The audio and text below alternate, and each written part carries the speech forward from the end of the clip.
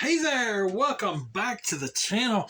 We're going to unbox a new one today, a new pistol from Taurus. I haven't had particularly one of these yet, so this is going to be a new one on me. So we'll do the unboxing, and be sure to click that linked pinned comment below in the lead comments there, and it will take you to the range day where we try out this piece here and see what it does.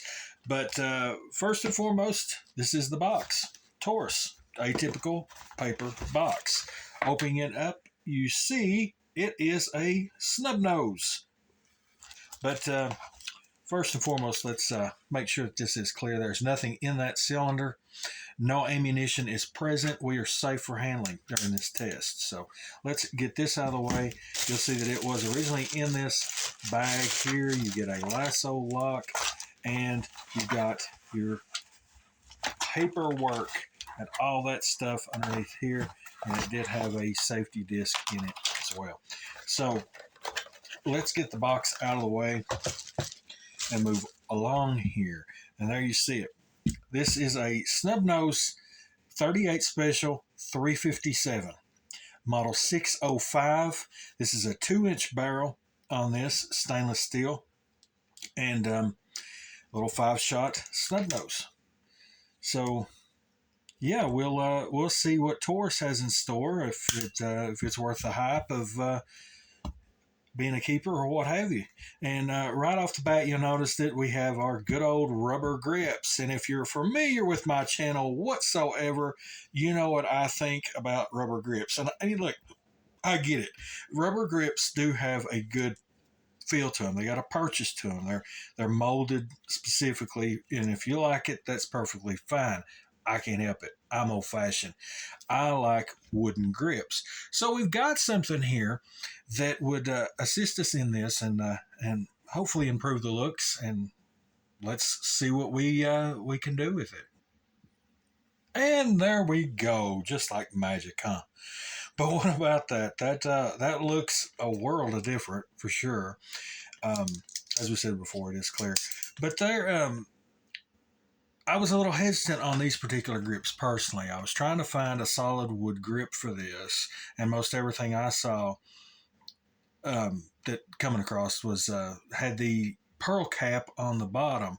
Now I wasn't sure about that personally.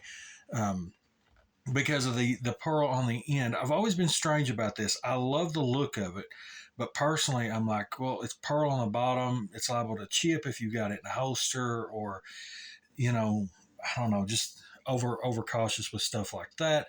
But I've noticed that on these grips, the wood panels actually go along the bottom, and the pearl is just inletted into that wood. So it's not just like they've cut the grip and then glued a piece of pearl on the bottom of it. No, it's they did put they left the wood underneath this and just honed out for that design, which is pretty cool for that styling there. You can see the wood on the inside of that.